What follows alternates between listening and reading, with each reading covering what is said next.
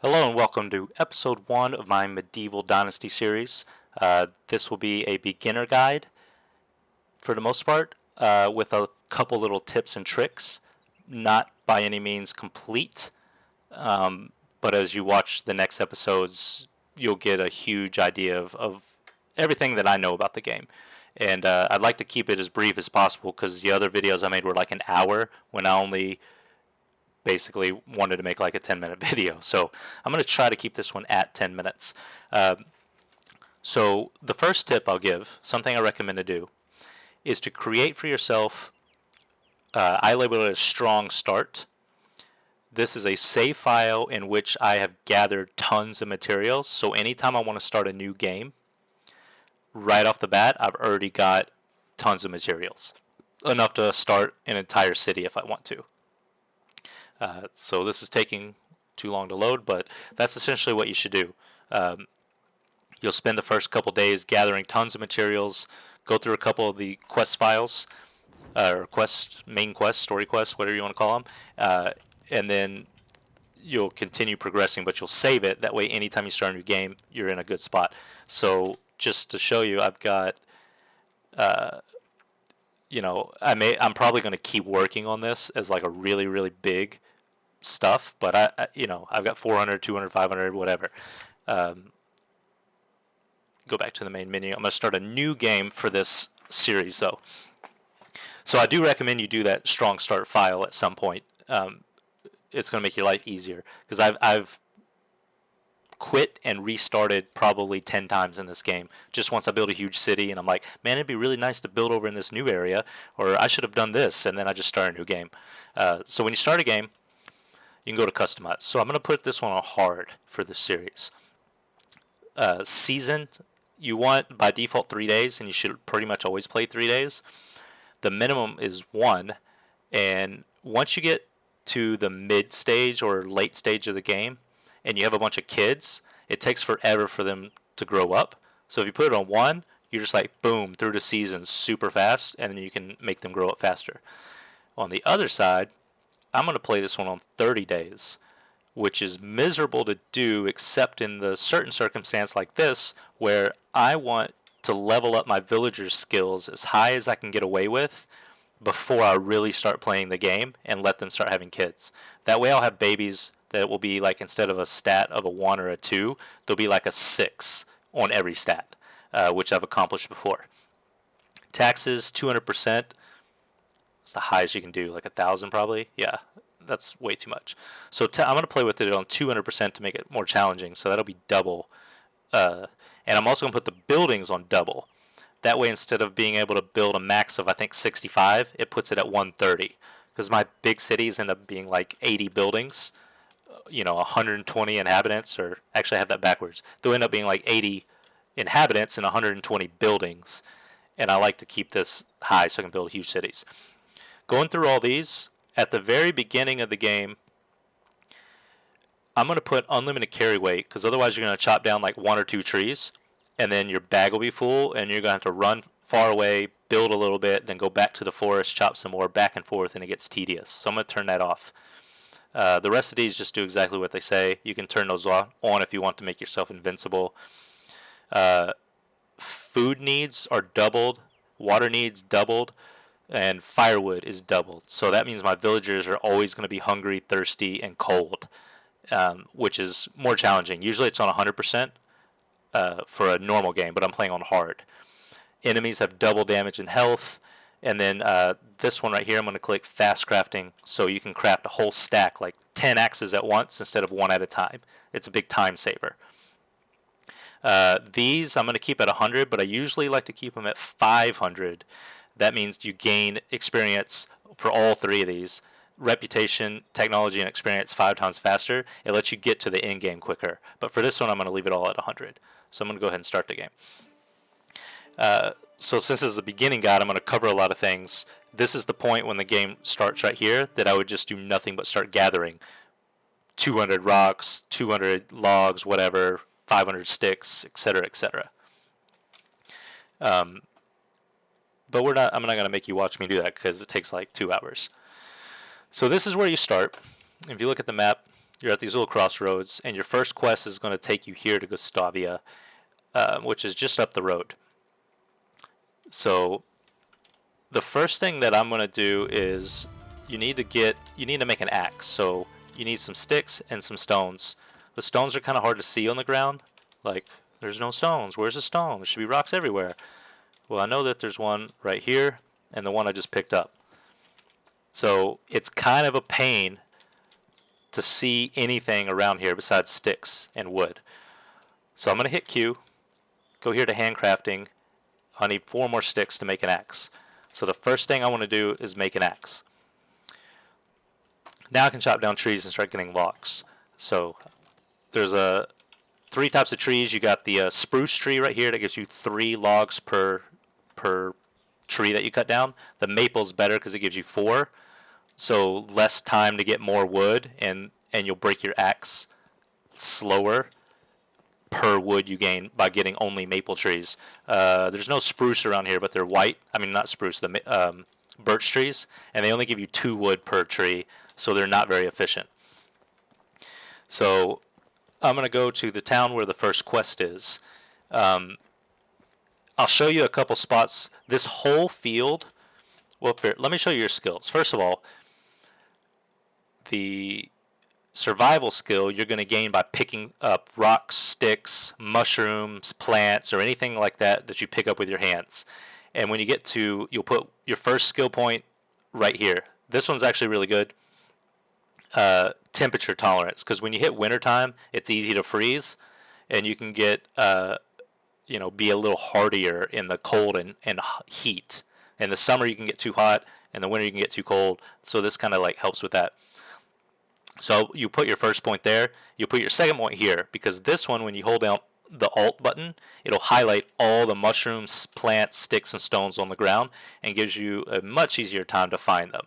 See, I'm already at 12 out of 100, and all I do is pick up a couple sticks and rocks. So it does not take long at all to get leveled up. So you want those 2 right away.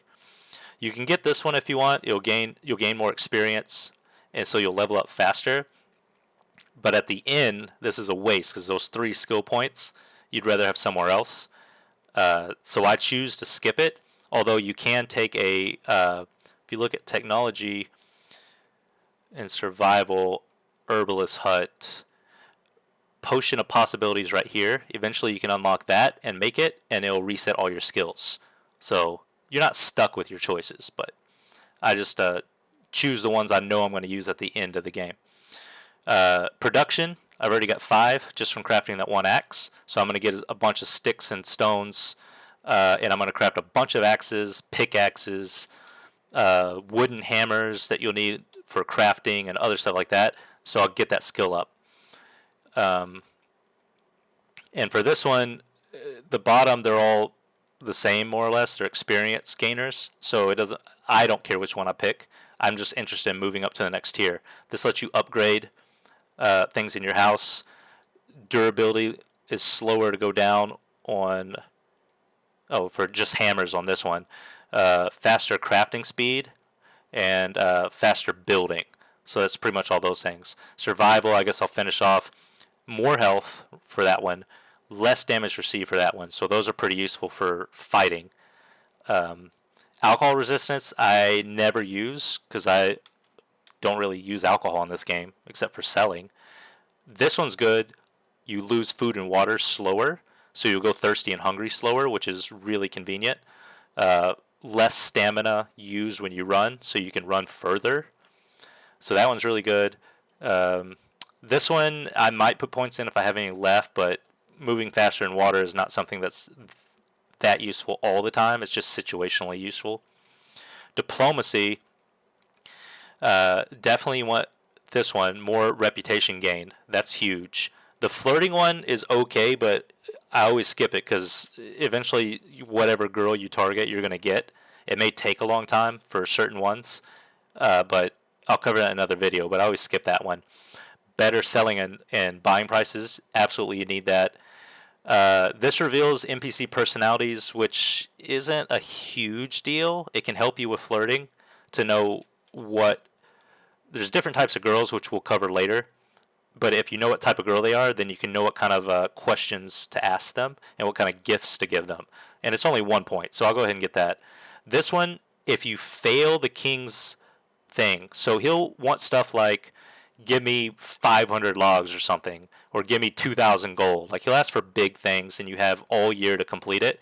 And if you fail, right here, I've never failed one, so this keeps going up for me, which I believe this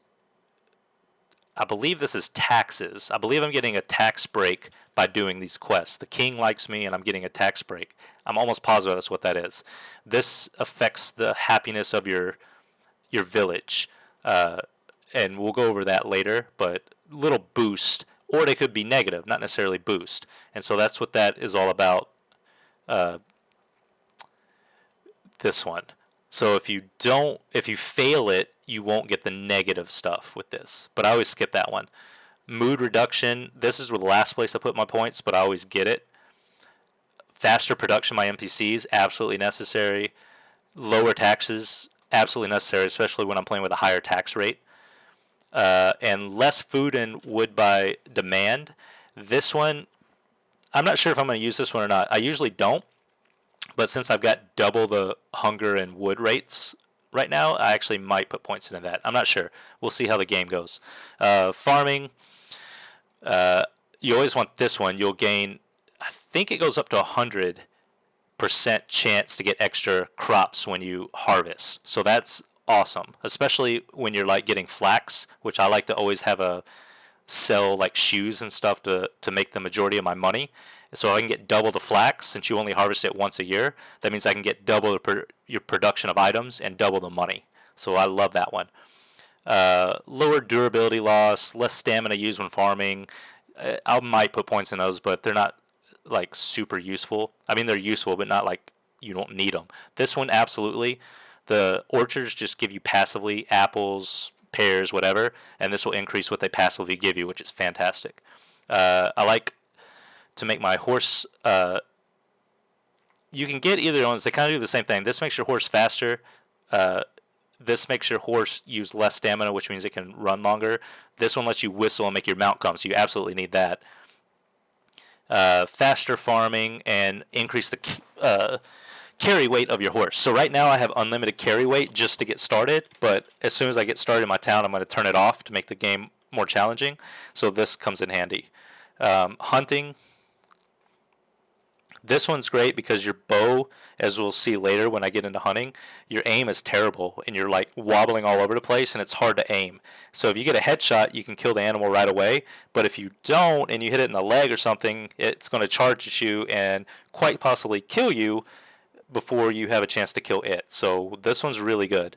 I don't usually sneak. This one could be good, but sneaking is not something I personally use. I usually just use a bow from far away.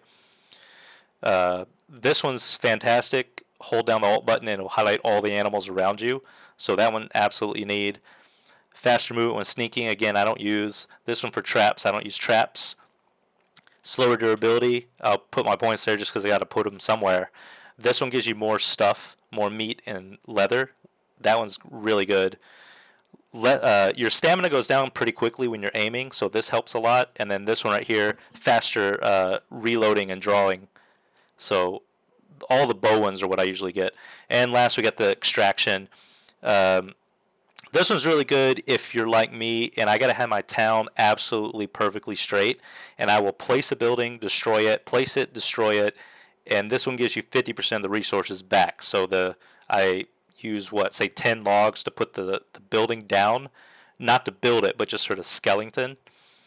And then when I destroy it, I get 5 back. So it really is useful for somebody like me that's going to place and destroy frequently.